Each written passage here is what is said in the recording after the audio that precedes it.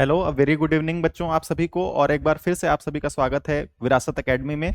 बच्चों, हम अपना जो चैप्टर्स है रिलेशन और फंक्शन, वो हमारा चैप्टर चल रहा है रिलेशन एंड फंक्शंस। उसके अभी तक हम 4 पार्ट कर चुके हैं, 4 वीडियोस उसके आ चुके हैं बेटा। आज जो है हमारा वो 5th पार्ट होने वाला है, यानी पार्ट नंबर 5 होने वाला है बच्चों।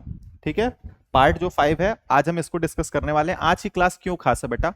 वैसे तो मुझे 4 क्लास में ही हमारा सिलेबस जो भी मुझे पढ़ाना था, कॉन्सेप्ट देना था, वो आपको मैंने करा दिया है। लेकिन बेटा आज की क्लास कुछ अलग है, कुछ एक्स्ट्रा क्लास है। इसका मतलब क्या है कि आज मैं कुछ सिलेक्टेड क्वेश्चन एनसीईआरटी एग्जाम्पलर से आपके लिए लाया हूं, जो कि आपके बोर्ड एग्जाम में पूछे जा सकते हैं। बेटा देखो, बोर्ड में जो भी क्वेश्चंस आते हैं ना, वो किस तरह के आते हैं? बोर्ड में जो भी क्वेश्चंस आते हैं, या तो मीडियम आते हैं, मॉडरेट इजी लेवल आते हैं, मॉडरेट आते हैं, डिफिकल्ट आते हैं। तो क्या होता है कि इजी क्वेश्चंस तो आपको एनसीईआरटी की बुक से मिल जाएंगे, जो भी हैं वो एनसीईआरटी में आपको मिल जाएंगे।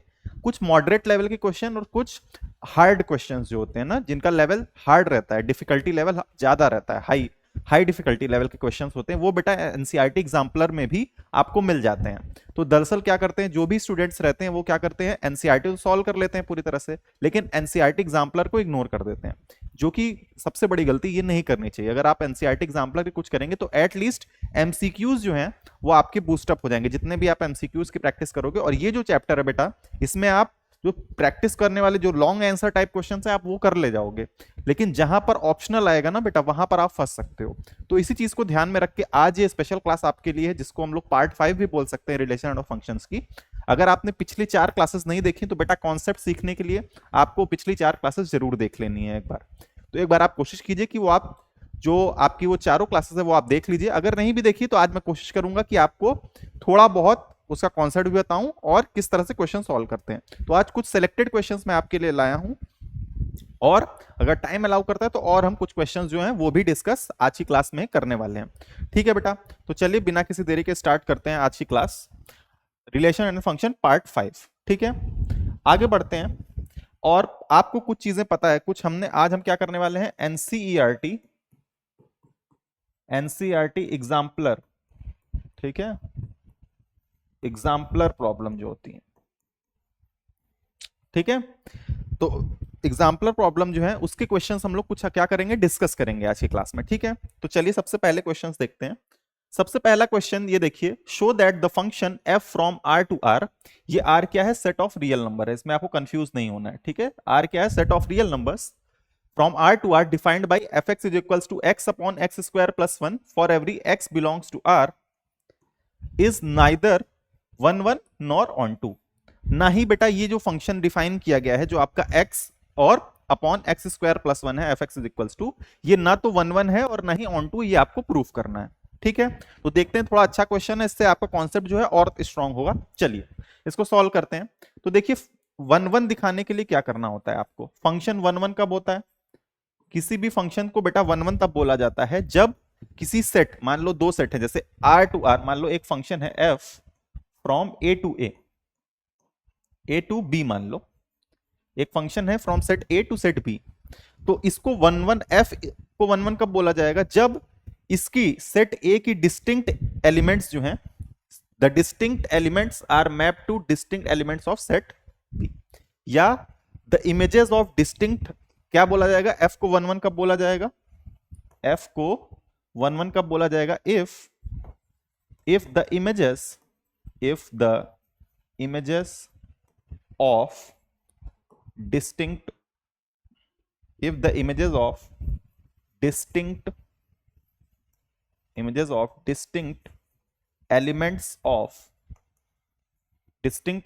of set A na, are distinct in set B।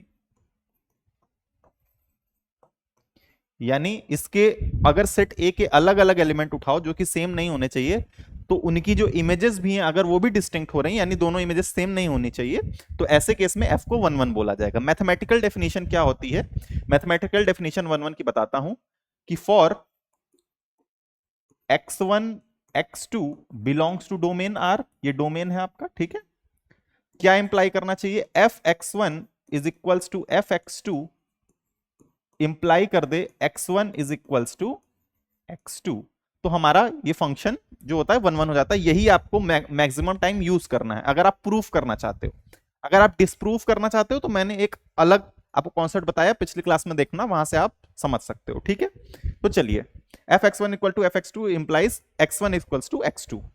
तो लेट कर लेते हैं भाई, अगर ये इंप्लाई करेगा तो हमारा वन वन हो जाएगा, ये याद रखना है। अभी तक हमने प्रूफ का कुछ पार्ट नहीं किया, अब हम स्टार्ट करते हैं। तो ले लेते हैं let X one comma X two belongs to R. ये बस आपको समझाने के लिए, ये बस डेफिनेशन है, याद रखिए ना, ये डेफिनेशन है वन वन की, ये मैं समझाने के लिए अभी मैं करने जा रहा हूं। ठीक, ठीक है। देखिए, for let X one x two belongs to R, अगर एक्स वन और एक्स टू आर से बिलोंग कर रहे हैं बेटा, ठीक है, तो लेट करते हैं, लेट क्या, एफ एक्स वन, लेट कर लेते हैं एफ एक्स वन किसके इक्वल है, एफ एक्स टू के। तो एफ एक्स वन क्या होगा भाई, एफ एक्स क्या है, X upon X square plus one, तो एफ एक्स वन क्या हो जाएगा, x one upon x one square plus one, और ये किसके हो जाएगा, x two upon X two square plus one. F x one equal to F X two क्या है, x one upon x one square plus one, x two upon X two square plus one. ठीक है, अब देखिए क्या करें, तो आप क्रॉस मल्टीप्लाई कीजिए, तो x one into x two square plus x one equal किसके हो जाएगा, x two plus x two square, sorry x two square नहीं होगा, x two x one square plus, plus नहीं होगा, बस इतना। ठीक, तो अब क्या करें, इसको थोड़ा सा ऊपर कर देते हैं। ठीक, क्वेश्चन आपने देख ही लिया था। ठीक है, तो ये एक्स वन स्क्वायर है, अब इसको क्या कर लीजिए, देखिए इसको इस तरफ कर लेते हैं, इस तरफ, और थोड़ा रीअरेंज कर लेते हैं। देखिए x one minus x two कर लीजिए इसको, और इसको भी ऐसे कर लीजिए, x two x one x two square minus x two x one square. ठीक है, और इस तरफ क्या हो जाएगा, ये जीरो हो जाएगा। समझ में आ रही है मेरी बात। अब क्या करेंगे बेटा, देखिए यहां से देखिए इन दोनों में क्या कॉमन है, इधर इन दोनों में देखिए, इसको ऐसे रहने दीजिए, x one minus x two, इन दोनों में x one x two common है, तो x one x two common ले लीजिए, तो क्या बचेगा, x one x two common लेंगे तो यहाँ एक्स टू बच जाएगा बेटा, और यहाँ बच जाएगा x one equals to zero. ठीक, अब यहां पर दोनों में से हम लोग कॉमन ले लेते हैं बेटा, एक्स टू, हाँ ये कॉमन ले लेते हैं, क्या बोलते हैं, x one minus x two common ले लेते हैं। तो अगर ये कॉमन लेंगे एक्स वन एक्स टू, तो यहाँ क्या बचेगा, देखिए इस टर्म में तो वन वन बच जाएगा, और यहां पर माइनस बच जाएगा x one x two equals to zero हो जाएगा। अच्छा, ये दो बेटा, ये जो दो रियल नंबर्स है ना, दो रियल नंबर्स है, इनका प्रोडक्ट जीरो कब होगा, ये दो रियल नंबर ही आएंगे बेटा यहां से, तो इनका प्रोडक्ट जीरो कब होगा, या तो दोनों जीरो हो जाए या तो कोई एक जीरो हो जाए। अगर किसी दो रियल नंबर का प्रोडक्ट जीरो कब होता है, या तो एक कोई एक नंबर रियल, कोई एक एटलीस्ट वन जीरो होना चाहिए, और एटमोस्ट दोनों भी जीरो हो सकते हैं। तो दो कंडीशन यहां पर हो जाएगी, इसको मैं मिटा देता हूं। ठीक है, इसको मैं मिटा देता हूं, और यहां पर ध्यान से देखिएगा कि यहां ये जो है, ये कंडीशन आगे चल के दो चीज के, तो आइदर क्या होगा बेटा, आइदर x1 जो है x2 के बराबर हो जाएगा, या क्या हो जाएगा, x1 x2 जो है ये 1 के बराबर हो जाएगा। तो बेटा एक केस तो 1 1 के लिए इशारा कर रहा है, लेकिन अगर ऐसा केस हुआ कि x1 x2 का प्रोडक्ट 1 हुआ, तो हमारा 1 1 नहीं रह जाएगा। तो आप कहेंगे सर ये तो ठीक है, ये बताइए, लेकिन x1 x2 का प्रोडक्ट 1 है, लेकिन इसको कैसे हम लोग विजुलाइज करें कि 1 1 नहीं होगा। तो एक एग्जांपल ले लेते हैं, जब भी आपको कोई चीज डिस्प्रूव करनी हो तो एक काउंटर एग्जांपल ले लीजिए। तो लेट कर लेते हैं, लेट x1 को 2 मान लीजिए, और x2 को क्या मान लीजिए, 1/2 मान लीजिए। तो दोनों का प्रोडक्ट 1 होगा कि नहीं होगा। अब अगर हम ये दिखा दें, तो ये देख लीजिए यहां से क्या है, x1 और x2 इक्वल तो नहीं है। 1 1 फंक्शन की खासियत क्या है कि कोई भी दो डिस्टिंक्ट एलिमेंट उठाइए, उनकी इमेजेस भी डिस्टिंक्ट हो जाए। तो हमने दो डिस्टिंक्ट एलिमेंट उठा लिए, इनकी इमेजेस देखते हैं। तो एफ एक्स वन देखिए, अगर इमेजेस डिस्टिंक्ट हो गई बेटा, तो इसका मतलब ये 1 1 हो जाएगा। अगर इमेजेस इक्वल हो गई तो 1 1 नहीं होगा। एफ एक्स वन निकालिए, तो एफ एक्स वन मतलब ये पुट करना है, तो एफ एक्स वन देखिए, एफ एक्स क्या है, x one upon x one square plus one, तो यानी two square, sorry two upon two square plus one, तो टू अपॉन टू स्क्वायर यानी 2/5। अब एफ एक्स टू ये क्या हो गया, ये हो गया हाफ और नीचे हो गया हाफ का स्क्वायर प्लस 1।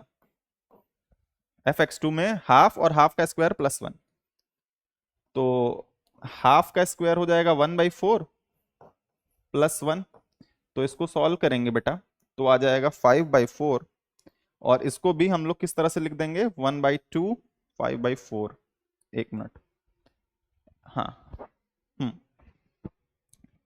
तो 5 तो नीचे रह जाएगा, 4 ऊपर चला जाएगा, तो ये भी हो जाएगा 2/5। क्या हो जाएगा, 2/5।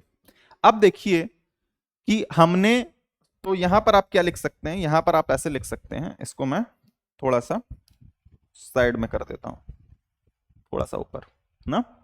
तो यहां आप क्या सीख रहे हैं, यहां पर आप क्या लिख सकते हैं, देखिए x1 और x2 क्या इक्वल हैं, ऐसे। तो आपको लिखना क्या है, since x1 not equal to x2 implies fx1 is equals to fx2। तो ये क्या इंप्लाई कर देगा कि f इज नॉट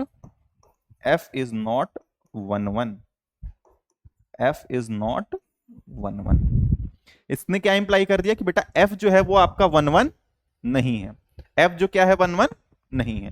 ठीक, क्यों हो गया भाई, हमने डिस्टिंक्ट एलिमेंट्स उठाए और उनकी इमेजेस तो सेम हो गई, तो यानी मेनी वन फंक्शन हो गया। भाई हमने क्या बोला था कि डिस्टिंक्ट एलिमेंट्स उठाइए सेट ए के, और उनकी इमेजेस भी डिस्टिंक्ट होनी चाहिए, उनकी इमेजेस सेम नहीं होनी चाहिए, तभी तो 1 1 फंक्शन होगा। तो यहां पर f जो है वो 1 1 नहीं है, हमने ये तो प्रूफ कर दिया। अब ऑनटूनेस पर आते हैं, किस पर आते हैं, ऑनटूनेस।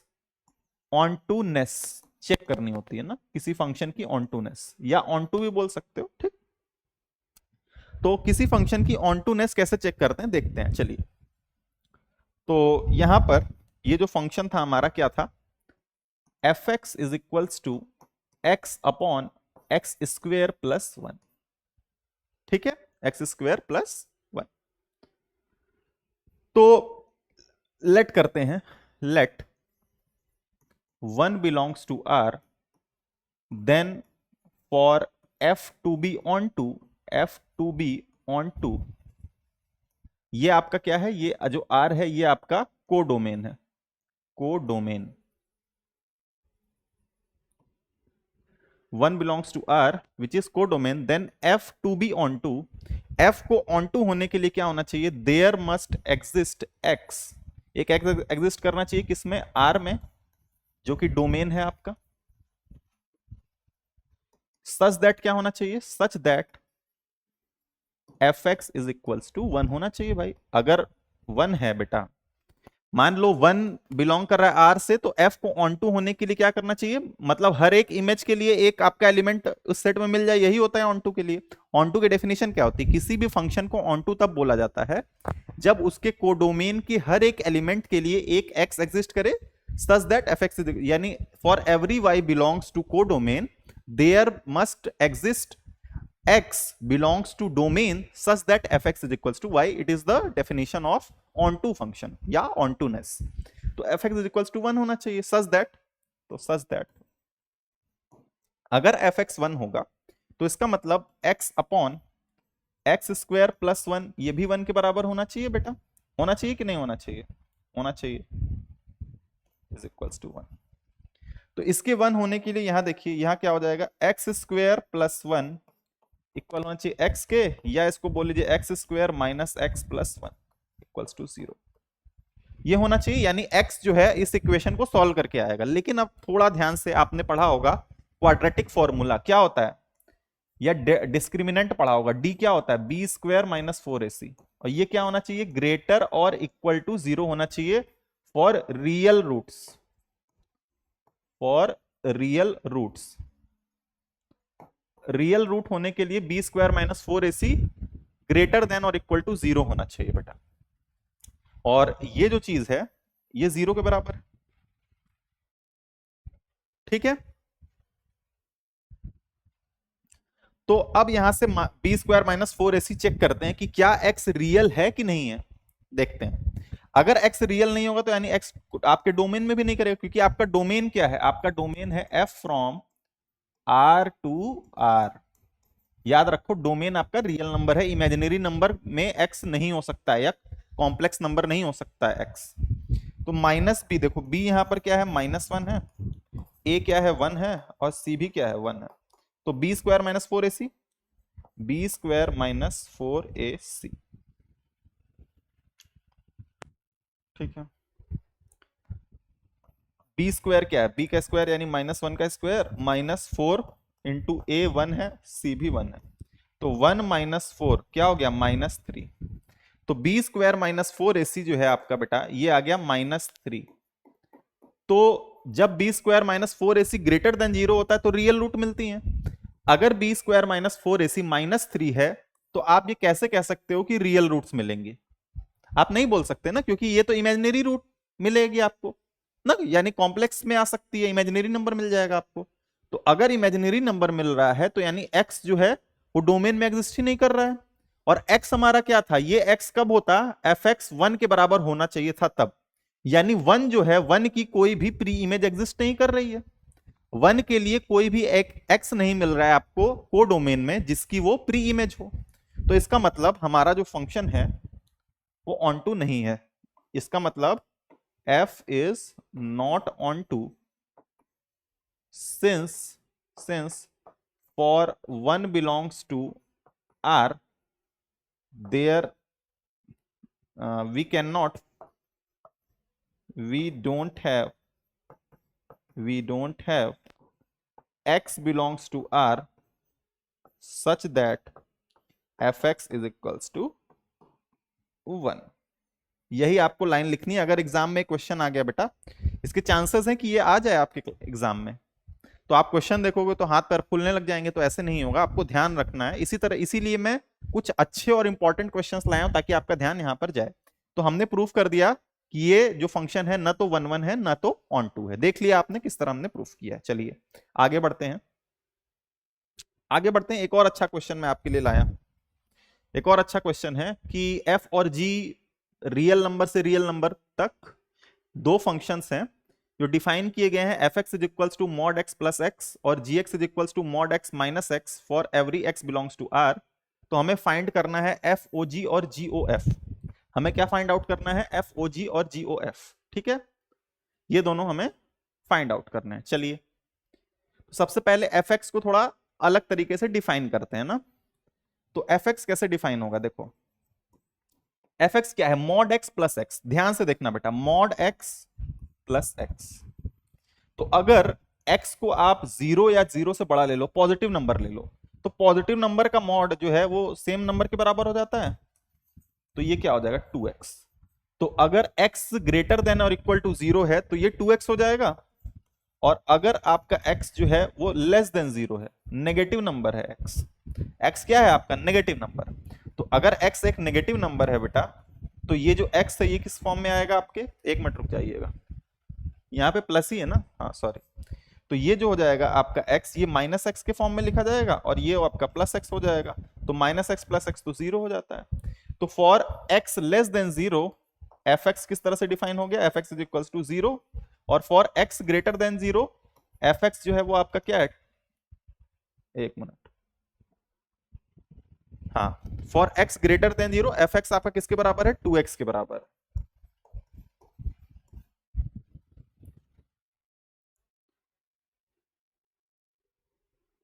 ठीक, तो fx किस तरह से डिफाइंड है, देखिए fx किस तरह से डिफाइन है, 2x होगा fx अगर आपका x ग्रेटर देन और इक्वल टू 0 है, और 0 होगा अगर आपका x लेस देन 0 है। समझ में आ गई ना ये बात जो मैंने बताई आपको, इसको मैं मिटा देता हूं। ठीक ठीक, इसी तरह से gx को भी डिफाइन कर लीजिए। तो gx देखिए इसी तरह से gx जो हो जाएगा, अगर ये पॉजिटिव रहा तो ये 0 हो जाएगा। इसी तरह से gx को भी डिफाइन कीजिए, तो अगर ये पॉजिटिव रहा तो gx जो आपका 0 हो जाएगा फॉर x ग्रेटर और इक्वल टू 0। 0 होने पर भी तो यही हो जाएगा। और ये -2x हो जाएगा बेटा, -2x हो जाएगा अगर x लेस देन 0 होगा। ठीक है, तो दो केसेस हमने बना लिए कि fx और gx को इस तरह से हमने थोड़ा डिफाइन कर दिया है। उसको थोड़ा हम लोग ऊपर कर देते हैं, FOG और GOF निकालना है। ठीक, तो सबसे पहले दो केसेस होंगे जब देखिए दो केसेस में फंक्शन डिफाइन है, जब x लेस देन 0 है और x क्या है, ग्रेटर देन 0 है। ठीक, तो लेट कर लेते हैं, let x is less than 0 का केस किसमें, इसमें डिफाइन करते हैं। लेट किसको फाइंड आउट करना है, एफ ओ जी को फाइंड आउट करते हैं, या जी ओ एफ को पहले करते हैं। G o f of x, x पर ही लगेगा, तो जी ऑफ एक्स कैसे होता है, जी ऑफ एफ एक्स, इस तरह से डिफाइंड है। तो दो केसेस लेते हैं, ये पार्ट ए है, पार्ट ए का फर्स्ट केस ले रहे हैं, when x is less than 0। x जब लेस देन 0 होगा तो g ऑफ एफ एक्स, तो g o f of x जो हो जाएगा वो किस तरह से डिफाइन होगा, g of f x, g of f x. और जब x लेस देन 0 है तो एफ एक्स किस तरह से डिफाइंड है, 0 हो गया, एफ एक्स क्या हो जाएगा, 0 हो जाएगा एवरी केस में, जब ग्रेटर देन मतलब लेस देन 0। तो g ऑफ 0 की वैल्यू क्या है, 0 के केस में ये 0 आ जाएगा बेटा। तो अगर x लेस देन 0 है तो जी ओ एफ की वैल्यू 0 आ जाएगी। ठीक, सेकंड केस लेते हैं, अगर x ग्रेटर देन 0 है तब, ग्रेटर देन 0 या 0 के इक्वल, तो जी ओ एफ ऑफ x क्या हो जाएगा, g ऑफ एफ एक्स। और अगर x ग्रेटर देन 0 है तो हर टाइम पे 2x के बराबर हो जाएगा, ये किसके बराबर हो जाएगा, 2x। और g जो है 2x को ना, g जो है 2x, तो 2x में अगर x जो है ग्रेटर देन 0 या 0 के बराबर है तो ये 0 पे भेज देता है भाई, x या तो बड़ा हो या तो इससे हो, तो ये किस पे भेज देता है, 0 पे, तो ये 0 पे भेज दिया ना, किस पे भेज दिया, 2x क्या होगा, हमेशा ग्रेटर देन और इक्वल टू 0 रहेगा, तो 0 पे भेज दिया। तो ये जी ओ एफ किस तरह से डिफाइन हो गया, for every x belongs to x। तो इसको किस तरह से डिफाइन कीजिए, g o f of x is equals to 0 for every x belongs to real number. Real number के लिए डिफाइन किया गया है ना, एक मिनट में देख लेता हूं, f from r to, f from r to r है ना, हाँ, for every x belongs to r। ठीक है, तो समझ में आई मेरी बात, मैंने क्या बताया कि हमने फंक्शन fx और gx को इस तरह से रीडिफाइन किया, और g o f of f x आप लिखना जानते हो, दोनों केसेस लिए, x जब ग्रेटर देन लेस देन 0 है और x जब ग्रेटर देन 0 है, दोनों केसेस में हमने क्या देखा, जी ओ एफ ऑफ एक्स क्या आ रहा है, 0 आ रहा है, तो ये फंक्शन आपका 0 ही आएगा हर केस में। ठीक, अब एफ ओ जी निकालते हैं, तो f o g of x किस तरह से डिफाइन होता है, ये होता है f of g x, f of g x. ठीक, तो पहला केस ले लेते हैं, जब x ग्रेटर देन 0 हो, x ग्रेटर देन 0 का केस फर्स्ट केस, तो f o g of x किस तरह से डिफाइन होगा, f of g x, f of g x. ठीक, तो अगर x ग्रेटर देन 0 है, x ग्रेटर देन 0 है तो gx किस तरह से डिफाइन है, 0 है। अगर x ग्रेटर देन 0 है, x ग्रेटर देन 0 है तो gx क्या हो जाता है, 0 हो जाता है।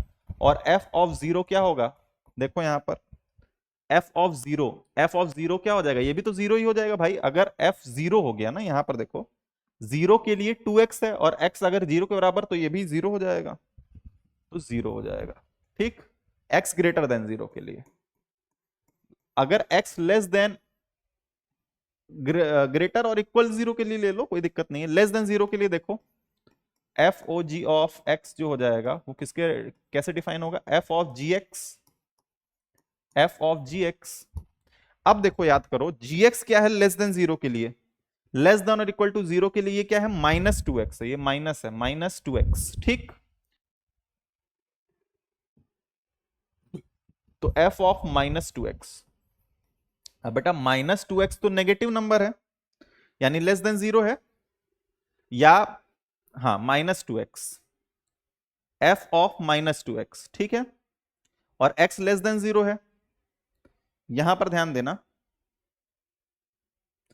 कि gx जो है वो क्या कर रहा है, बोल रहा है माइनस 2x, तो यहां पर जो x लिया है हमने लेस देन 0 लिया है। अगर x लेस देन 0 है और ये जो माइनस 2 है बेटा, ये क्या है आपका माइनस 2। ठीक, तो ये जो माइनस 2 है ये मल्टीप्लाई होकर इसको क्या बना दे रहा है, पॉजिटिव बना दे रहा है। तो इसके अंदर वैल्यू कैसी डाल रहे हैं हम लोग, पॉजिटिव डाल रहे हैं, तो इसके अंदर वाली जो वैल्यू है बेटा वो पॉजिटिव जा रही है, तो वो क्या करेगा, उसमें 2 का मल्टीप्लाई कर देगा। अगर x ग्रेटर देन 0 हो गया तो इसमें 2 का मल्टीप्लाई कर देगा यहां पर। तो ये आपका हो जाएगा -4x। क्या हो जाएगा, -4x। समझ में आई आपको बात? तो इसको एक बार नोट कीजिए आप एक बार, ठीक है।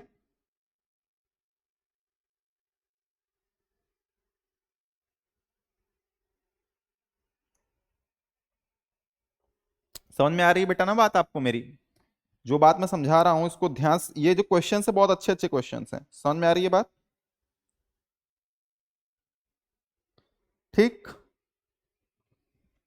ठीक है। तो ये जो हमारा एफ ओ जी है ऑफ एक्स, ये किस तरह से डिफाइन हो जाएगा, ये इस तरह से डिफाइन हो जाएगा कि जब ये 0 होगा जब x ग्रेटर और इक्वल टू 0 है, और ये -4x होगा जब x आपका लेस देन 0। समझ में आ रही है मेरी बात? ठीक है। तो इस तरह से ऐसे क्वेश्चंस को सॉल्व करना है, ये बात अपने आप दिमाग में अच्छे से रख लीजिए, ठीक है, किस तरह से हमें ऐसे तरह के क्वेश्चंस को सॉल्व करना है। ठीक, चलिए चलिए और आगे बढ़ते हैं, कुछ क्वेश्चंस को और देखते हैं।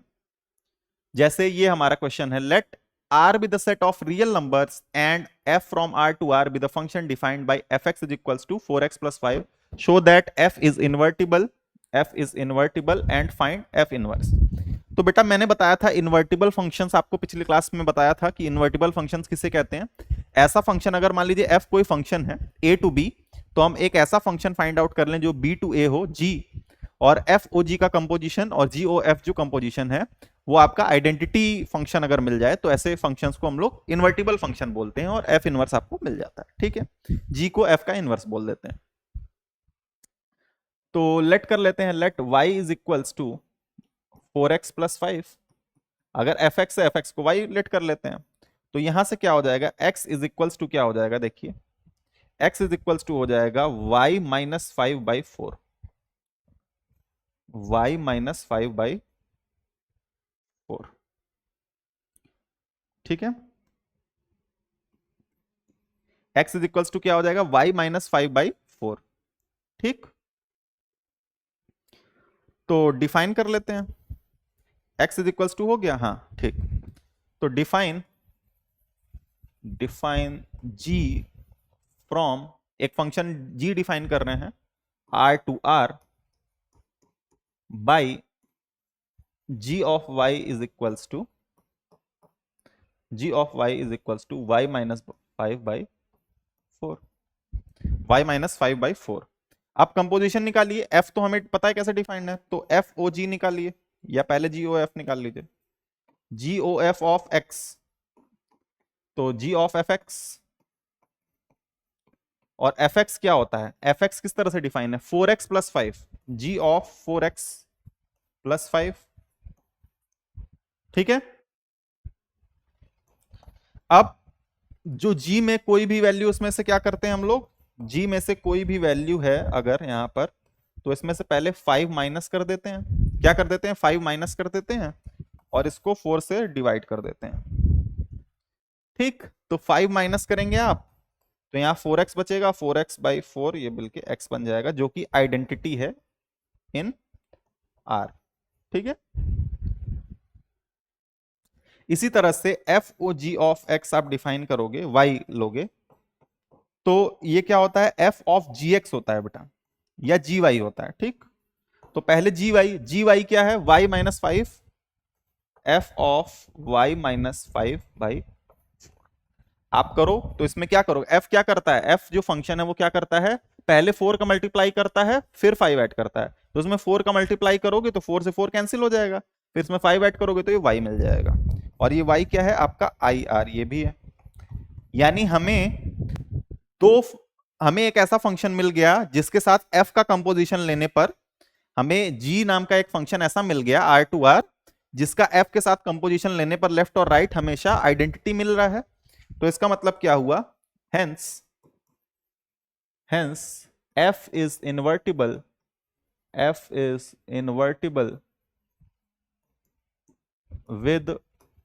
with g given by g from R to R किस तरह से डिफाइन होगा, देखो g of y is equals to y minus 5/4, या इसको इस तरह से कर लो, और gx is equals to x minus 5/4। ये आपका फंक्शन हो गया और ये आपका इनवर्स हमने फाइंड आउट कर लिया, ये f इनवर्स ही है, ये एक तरह से f इनवर्स ही है, f इनवर्स। ठीक है, तो f इनवर्स हमारा क्या आ गया g, with inverse f inverse is equals to g given by g this. समझ में आ गई मेरी बात, मैं क्या बता रहा हूं आपको? ठीक है, क्लियर है ना ये बात? ठीक है, चलिए आगे बढ़ते हैं। अच्छा, अब कुछ एमसीक्यू क्वेश्चंस बेटा हम लोग सॉल्व करेंगे। ठीक है, कुछ एमसीक्यू सॉल्व करेंगे, जो पिछले क्लासेस में मैंने आपको जो भी कॉन्सेप्ट बताए थे उनका कुछ एप्लीकेशन है, तो यहां ध्यान दीजिएगा आप।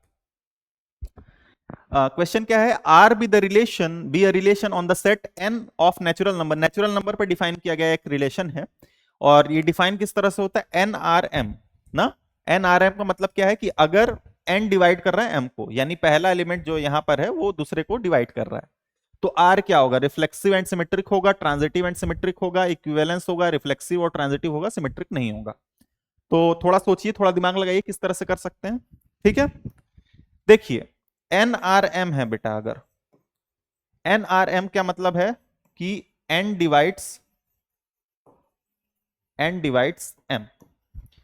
तो रिफ्लेक्सिविटी के लिए देख लेते हैं, रिफ्लेक्सिविटी चेक करनी है ना हमें, तो रिफ्लेक्सिविटी के लिए देखेंगे क्या होगा, एन आर एन, इसका मतलब एन डिवाइड्स एन, तो एन को डिवाइड करेगा ही, हमेशा करेगा बेटा, तो इसका मतलब आर इज रिफ्लेक्सिव,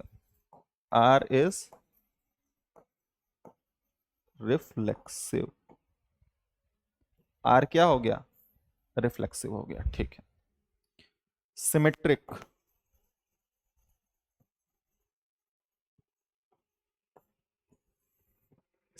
देखो, तो एन आर एम है अगर, तो इसका मतलब एन डिवाइड कर रहा है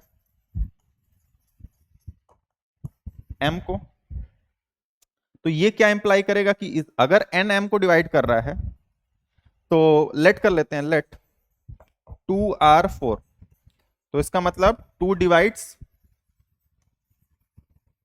4, बट ये इंप्लाई नहीं कर रहा है बेटा कि 4 भी डिवाइड कर दे 2 को। भाई अगर 2 डिवाइड कर रहा है 4 को, तो क्या 4 भी 2 को डिवाइड कर रहा है? नहीं कर रहा है, तो इसका मतलब R इज नॉट सिमेट्रिक,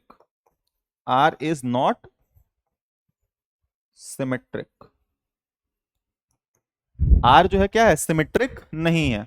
तो रिफ्लेक्सिव तो हो गया, तो देखिए रिफ्लेक्सिव और सिमेट्रिक, तो ये तो नहीं हो सकता, सिमेट्रिक तो नहीं है। ट्रांजिटिव एंड सिमेट्रिक तो है नहीं, तो ये भी कट गया।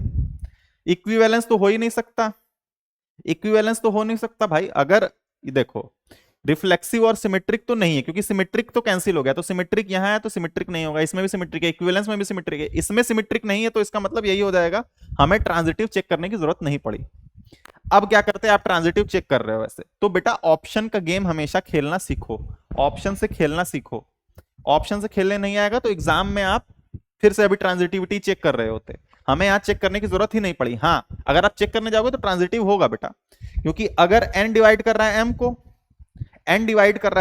और m डिवाइड कर रहा है किसी o को, मान लो p को कर रहा है, तो n अपने आप p को डिवाइड कर देगा, तो ट्रांजिटिविटी डायरेक्टली पता ही चल रहा है, लेकिन ये चेक करने की जरूरत हमें नहीं पड़ी, क्योंकि हमने सिमेट्रिक को कैंसिल कर दिया, तो यहां से अपने आप हो जाएगा।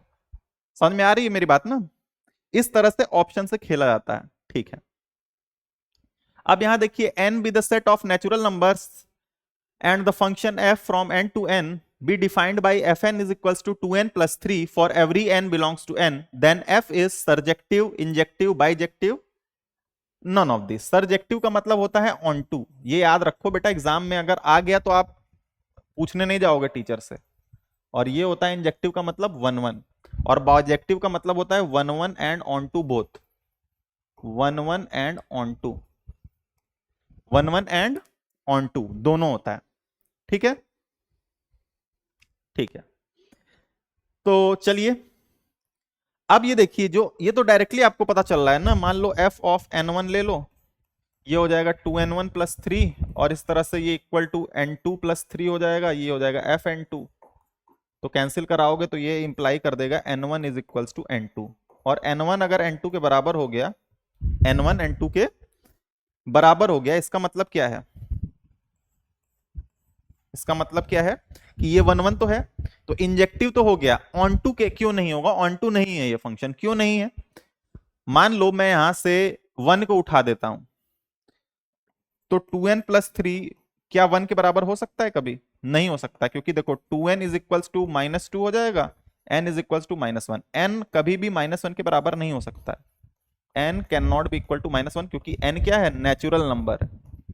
तो क्योंकि 1 की कोई भी प्री इमेज नहीं मिल रही है, इसीलिए ये ऑन टू तो नहीं होगा, तो बाइजेक्टिव भी नहीं है, सरजेक्टिव भी नहीं है, इंजेक्टिव तो है, तो ये सही हो जाएगा, ये नन ऑफ दिस तो होगा ही नहीं। तो ये फंक्शन इंजेक्टिव है आपका, f n is equals to n to n plus two is injective function, but not bijective या सरजेक्टिव भी नहीं है। अगर वो सरजेक्टिव नहीं है, सरजेक्टिव नहीं है तो बाइजेक्टिव भी नहीं होगा। बाइजेक्टिव होने के लिए सरजेक्टिव इंजेक्टिव दोनों होना है। अगर किसी फंक्शन को बाइजेक्टिव होना है तो 1 1 ऑन टू होना है, तो ये फंक्शन आपका 1 1 है, लेकिन ऑन टू ये फंक्शन नहीं है, ये अपने दिमाग में बात रख लीजिए, ठीक है। If a set A has 3 elements and set B has 4 elements, then the number of injective mapping यानी 1 1 मैपिंग जो कि होंगी डिफाइन कहां से, A to B डिफाइन हो सकती हैं, वो कितनी होती हैं? नंबर ऑफ 1 1 मैपिंग, 1 1 मैपिंग कितनी होती हैं? मान लो इसको दो तरीके से मैं बताऊंगा, एक फॉर्मूले से और एक ऐसे भी आप देख सकते हो, ठीक है। कैसे? जैसे मान लो तो एक सेट है ए, इसमें पहले मैं इसको इंट्यूशन वाइज आपको समझाता हूं और बाद में वैसे समझाऊंगा। सेट ए में 3 एलिमेंट्स है, मान लो ए बी और सी, और सेट बी में ये सेट ए ले लो और ये सेट बी ले लो। सेट बी में 4 एलिमेंट्स हैं, 1 2 3 4। तो हमें क्या बनाना है, हमें इंजेक्टिव मैपिंग बनानी है। कैसी मैपिंग बनानी है? Injective mapping. इंजेक्टिव यानी 1 1, तो एक एलिमेंट के साथ करे। तो देखो ए बी सी है, तो क्या हो सकता है, यहां देखो ए 1 के साथ हो सकता है, बी 1 के, हाँ बी 2 के साथ हो जाए, और सी किसके साथ हो जाए, 3 के साथ। ये थोड़ा लेंदी प्रोसेस है, मैं बस बता रहा हूं आपको समझने के लिए। तो पहली तो ये कंडीशन हो जाएगी। दूसरी कंडीशन क्या होगी, ए 2 के साथ हो जाए, बी 1 के साथ हो जाए, और सी 3 के साथ ही रहे। तीसरी कंडीशन क्या हो जाएगी कि ए 3 के साथ हो जाए, बी 1 के साथ ही रहे, और सी 2 के साथ हो जाए। इसके बाद चौथी कंडीशन क्या होगी, ए 3 के साथ ही रहे, ठीक है, और ए 3 के साथ ही रहे। तो हाँ, तो ऐसे आप क्या देख रहे हो कि देखो एक कितने के साथ हो सकता है, देखो ए 1 के साथ भी हो सकता है, 2 के साथ भी हो सकता है, 3 के साथ भी हो सकता है, 4 के साथ। तो 4 केसेस तो ये हो गए। तो 4 केसेस तो यहां पर हो गए किसके, केवल 1 के। बी भी 4 के बराबर हो सकता है, बी भी किसके साथ हो सकता है, 1 के साथ, 2 के साथ, 3 के साथ, 4 के साथ। तो बी के भी 4 केसेस हो गए, और सी के भी 4 केसेस हो गए ना। हो सकता है कि नहीं हो सकता है? तो अब यहां से जो मैं समझाना क्या चाह रहा हूं, ये समझो कि ए 1 के साथ होगा, बी 2 के साथ होगा, सी 3 के साथ होगा, एक केस ये। तो इस तरह से ये कितने बार अरेंज हो सकते हैं बेटा, कितने बार हो सकते हैं? तो ये 4 तरीका जो है, इसके साथ ये तो हो सकते हैं, उसके साथ साथ क्या हो सकता है, और बाकी सब भी। अगर ए 1 के साथ है तो ये भी कितने तरीके से चेंज होगा, ये आपका अगर ए 1 के साथ है तो ये 4 तरीके से, और ये भी 4 तरीके से होगा चेंज। तो ये 4 तरीका, 4 चौक कितना हो गया आपका, ठीक है। और ये 4 तरीके से हो सकता है। तो इस तरह से, लेकिन यहां पर कितनी चीजें हैं, 3 ही चीजें हैं, ये तीनों आपस में चेंज हो सकती हैं, ठीक है। तो इस तरह से इसमें आप इंट्यूशन वाइज करके देखोगे तो आपका आ जाएगा, लेकिन ये लेंदी प्रोसेस है करने का।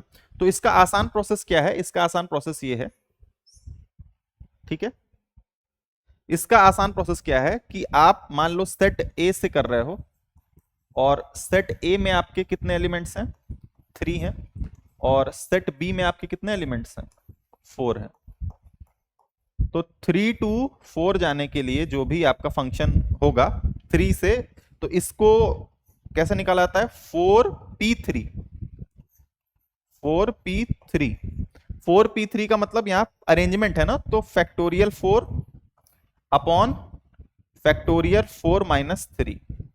तो फैक्टोरियल 4 क्या होता है? 4 इंटू 3 इंटू 2 इंटू 1। अब मैं जो इंट्यूशन वाइज में समझा रहा, तो ये क्या हो जाएगा? 24 हो जाएगा। इंट्यूशन वाइज में क्या समझा रहा था? अगर देखो ए जो है वो 1 के साथ हो गया, मान लो एक बार ए 1 के साथ हो गया, तो ए अब बची कितनी जगह? 3 जगह बची। तो बी या देखो ए अगर 1 के साथ हुआ तो बी या तो 2 के साथ हो सकता है, तो 3 के साथ, या तो 4 के साथ हो सकता है। तो इसके पास 3 चांस बचेंगे। तो यहां पर पहले 4 चांस ए के पास अरेंज होने के, अगर ए हो गया, मान लो ए के पास अभी कितने चांस हैं? 4 चांस है अरेंज होने के लिए। बी के पास कितने चांस हैं अभी? या तो बी 2 के साथ हो जाए, क्योंकि 1 के साथ तो ए ऑलरेडी हो गया, तो बी 2 के साथ हो सकता है, बी 3 के साथ हो सकता है, बी 4 के साथ हो सकता है। समझ में आ गई मेरी बात? बी 2 के साथ हो सकता है, बी 3 के साथ हो सकता है, और बी 4 के साथ हो सकता है। ठीक, तो इसके कितने चांस हो जाएंगे? 3 हो जाएंगे। अब जब बी भी अटैच हो गया मान लो 2 के साथ, तो सी के पास कितने चांस बचे? या तो सी 3 के साथ होगा, या तो 4 के साथ, तो 2 ही चांस बचे। तो इसीलिए 4 इंटू 3 इंटू 2 किया हमने, तो हमारा 24 आ गया। आप डायरेक्ट फॉर्मूला भी लगा सकते हो, इंट्यूशन वाइज भी करना चाहते हो तो वैसे भी कर सकते हो। तो हमारा ऑप्शन नंबर सी करेक्ट हो जाएगा। तो ये फॉर्मूला याद रखना है, 4p3, यानी जिस सेट पर हो, सेट ए में जो पहला सेट हो उसको नीचे लिखना है कोडोमेन वाले को, और डोमेन वाले को ऊपर। तो 4p3 से आप ये सेट का निकाल सकते हो। ठीक है, चलिए आगे बढ़ते हैं।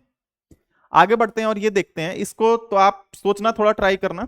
x माइनस वाई प्लस 2, और ये रियल नंबर की केस है बेटा। तो यहां पर अगर x को x ले लिया आपने, तो तब ये तो रेशनल, मतलब ये कैंसिल हो जाएगा, तो ये इररेशनल रहेगा। लेकिन अगर मान लो हम इसको ऐसे ले लेते हैं, x को हम लोग √2 ले लेते हैं और y को 1 ले लेते हैं। x को √2 और y को 1 ले लेते हैं, तो पुट करो, x √2 माइनस वाई 1 हो गया, प्लस √2। तो 2√2 माइनस 1, ये क्या है? इररेशनल है। ये तो इररेशनल है ना। या ऐसे देखो, x को आप 1 ले लो, तो देखो यहां पर मैंने कौन सा केस लिया? ये रिफ्लेक्सिव वाला केस है, यानी x x के बराबर हो जाएगा। तो रिफ्लेक्सिव वाले केस में क्या हो जाएगा? ये इररेशनल हो जाएगा। √2 क्या हो जाएगा? इररेशनल हो जाएगा। तो √2 क्या हो जाएगा? इररेशनल हो जाएगा। ठीक है, रिफ्लेक्सिव वाले केस में। कौन से केस में? रिफ्लेक्सिव वाले केस में। ठीक है, रिफ्लेक्सिव वाले केस में। अगर सिमेट्रिक का केस डिस्कस करें, सिमेट्रिक का केस, तो x को हम लोग ले लेते हैं 1, y को ले लो आप √2। तो x को 1 लो और y को √2 लो, तो ये रेशनल आ रहा है। तो ये क्या होगा? एक रेशनल, सॉरी इररेशनल आ रहा है। एक मिनट, हाँ, तो ये रेशनल आ रहा है ना। हमें क्या चाहिए? इररेशनल चाहिए। ओके, एक मिनट, इसको मैं मिटा देता हूं। x को ले लो आप √2, y को ले लो 1, तो पुट करो यहां पर, तो √2 माइनस 1 प्लस √2, तो ये क्या आ गया आपका? 2√2 माइनस 1। 2√2 माइनस 1 क्या है? रेशनल है, इररेशनल है। 2√2 माइनस 1 क्या है? इररेशनल। तो ये इररेशनल है, इसका मतलब क्या हुआ कि x r y तो है। अगर ये y, क्या ये y r x इंप्लाई करेगा? देखते हैं, लेट्स सी। तो हम लोग y r x कब होगा? जब y को आप √2 ले लो और x को क्या ले लो? 1 ले लो। y को क्या ले लो? √2, और x को क्या ले लो? 1। तो यहां देखो, y को हमने x को क्या लिया? 1, y को √2 लिया, तब देखो क्या हो रहा है, ये दोनों कैंसिल हो गया। तो यहां क्या बचा? 1, और 1 क्या है? एक रेशनल नंबर है। तो यानी वाई आर एक्स जो है ये नहीं एग्जिस्ट कर रहा है। सो वाई आर एक्स जो है वो नहीं होगा, ये रिलेशन पॉसिबल नहीं है। तो इसलिए ये सिमेट्रिक नहीं होगा, आपका सिमेट्रिक नहीं होगा। इसी तरह से आप ट्रांजिटिविटी भी चेक करोगे तो ट्रांजिटिव भी नहीं होगा। तो इसमें जो आपका ऑप्शन है वो रिफ्लेक्सिव वाला ही सही हो जाएगा। कौन सा सही हो जाएगा? रिफ्लेक्सिव वाला। ठीक है, रिफ्लेक्सिव तो ऑलरेडी था, तो इसका मतलब इसको सिमेट्रिक को कैंसिल कर दो, ट्रांजिटिव बस चेक करना था, तो ये अपने आप हो जाता है यहां पर। ठीक है, चलिए। The domain of the function defined by F X is, इसका डोमेन कैसे निकालना है? तो डोमेन के लिए क्या होना चाहिए? रूट के अंदर डोमेन रियल नंबर होना चाहिए। तो ये जो रियल नंबर है ना, तो इसमें डोमेन ऑफ द फंक्शन, हमें ये डोमेन बताना, डोमेन क्या है। ठीक है, इसका एक फंक्शन डिफाइन किया गया, इसका डोमेन बताना है हमें। तो देखने में तो डोमेन आर दिख रहा है, लेकिन आर में भी कुछ इसका सबसेट हो सकता है। ठीक, तो इसका डोमेन देखते हैं। तो अगर ये फंक्शन डिफाइन होने के लिए क्या है, अंदर रूट के अंदर पॉजिटिव होना चाहिए या जीरो होना चाहिए, ये होना चाहिए। ठीक है, तो इसके लिए क्या होगा देखो, हम लोग क्या कर सकते हैं इसको, -2x ना, -x + 2 greater than equal to 0 implies that, तो x कॉमन लोगे तो यहां क्या बचेगा, x कॉमन लोगे तो यहां बचेगा, सॉरी x², x कॉमन लोगे तो x - 2 बचेगा, और -1 कॉमन लोगे तो x - 2 बचेगा। ये ग्रेटर देन 0 होना चाहिए। ठीक है, तो x - 2 और x - 1 ग्रेटर और इक्वल टू 0 होना चाहिए। ठीक है, एक मिनट मुझे चेक कर लेने दीजिए। हाँ, ठीक है, तो इसके लिए क्या होना चाहिए, या तो अब देखो x - 1 ये ग्रेटर देन इक्वल टू 0 हो सकता है। ठीक है, और इसी तरह से x - 2 इसको भी ग्रेटर और इक्वल, मतलब दोनों का प्रोडक्ट, दो नंबर का प्रोडक्ट या तो 0 होना चाहिए या तो 0 से बड़ा होना चाहिए। समझ में आ रही है मेरी बात? ठीक है, इसको किस तरह से आप लिख सकते हो, इस तरह से लिख सकते हो कि x - 2 और x - 1 ये ग्रेटर और इक्वल टू 0 होना चाहिए। अगर ये 0 होता है, अगर 0 का केस लोगे तो x या तो 1 होगा या तो 2 होगा, x या तो 1 होगा अगर केवल इक्वल टू 0 का केस ले रहे हो तब। ठीक है, अगर इक्वल नॉट इक्वल टू 0 का केस ले रहे हो तब क्या होगा। ठीक है,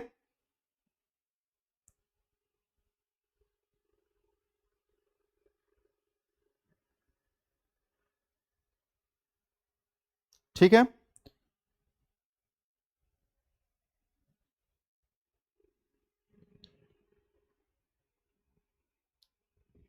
ठीक। तो यहां पर एक वेवी कर्व मेथड हम लोग लगाते हैं। क्या करते हैं, वेवी कर्व। यहां ध्यान से देखिए कौन सा मेथड लगाते हैं, वेवी कर्व। ठीक है, तो यहां पर लिख लीजिए 1, यहां लिख लीजिए 2, और इसको ऐसे कर दीजिए। ठीक, ठीक है,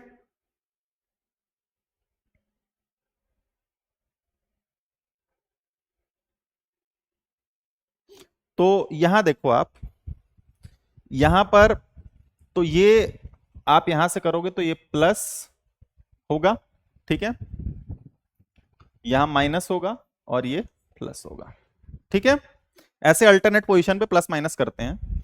तो अगर हम लोग इसको 1 से छोटा ले रहे हैं, लेस देन 1 लेंगे, तो लेस देन 1 लोगे तो बेटा ये क्या हो जाएगा, देखो लेस देन 1 लिया आपने तो ये भी आपका नेगेटिव, ये भी नेगेटिव, तो पॉजिटिव हो जाएगा।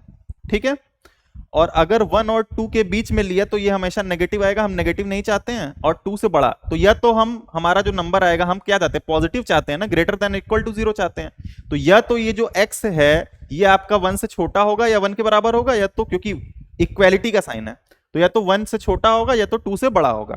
तो इसका मतलब ये क्या हो जाएगा, x is less than equal to 1 और x is greater than equal to, x is less than और इक्वल टू 1 और x इज ग्रेटर देन और इक्वल टू 2। ठीक है, तो x लेस देन 1 कब होगा देखो, तो इसका मतलब x लेस देन 1, तो ऐसे क्लोज इंटरवल 1 और माइनस इंफिनिटी ले लो, यूनियन ले लो, x इज ग्रेटर देन 2 तो यूनियन ऑफ क्लोज इंटरवल 2 और इंफिनिटी। तो ये आपका डोमेन हो जाएगा, डोमेन जो हो जाएगा वो ये हो जाएगा, डोमेन क्या हो जाएगा, ये हो जाएगा। समझ में आ गई मेरी बात? ठीक है, ये इंफिनिटी है, माइनस इंफिनिटी। ठीक, चलिए आगे बढ़ते हैं। ये जो क्वेश्चन है ये इसी तरह का क्वेश्चन है। ठीक है, ये क्वेश्चन जो है वो किस तरह का है, कुछ और एमसीक्यू बच रहे हैं वो मैं आपको कराता हूं। देखिए क्या एमसीक्यू बचा है, जैसे ये क्वेश्चन है क्या कि एक सेट ए है, इसमें n एलिमेंट है, कितने एलिमेंट है n, और इसको मैप करना है किससे, सेट ए पे ही मैप करना है, इसमें भी n एलिमेंट है। तो मैंने आपको फॉर्मूला बताया था, क्या होता है, n p n, तो ये हो जाएगा factorial n upon factorial n minus n। तो ये क्या हो जाएगा, फैक्टोरियल n, यानी इसको आप इस तरह से भी लिख सकते हो, फैक्टोरियल n। ठीक, तो कितने total number of injective function हो जाएंगे, फैक्टोरियल n, आंसर क्या हो जाएगा, फैक्टोरियल n।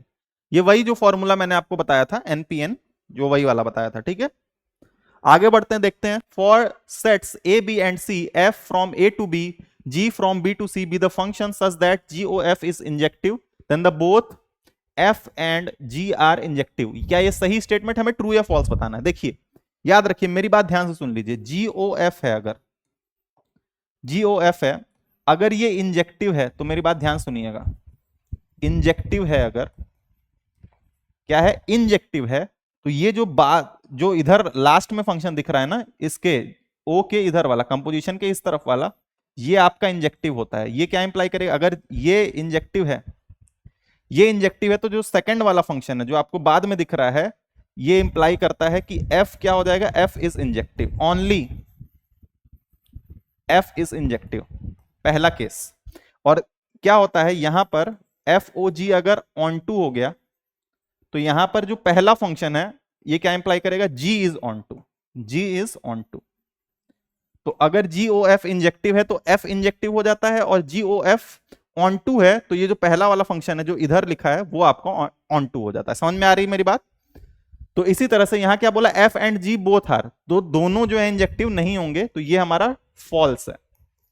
ये क्या हो जाएगा बेटा? फॉल्स हो जाएगा। ठीक है, चलिए इसी तरह का एक क्वेश्चन देखिए। ये फंक्शंस हैं such that g o f is surjective, g o f surjective यानी ऑन टू हो गया, तो जी इज सर्जेक्टिव, यस, ये तो ये इंप्लाई करता है कि जी भी क्या है? जी इज ऑन टू, या ऑन टू या सर्जेक्टिव। तो हमारा ये क्या हो जाएगा? ट्रू हो जाएगा। ये क्या हो जाएगा? ट्रू हो जाएगा।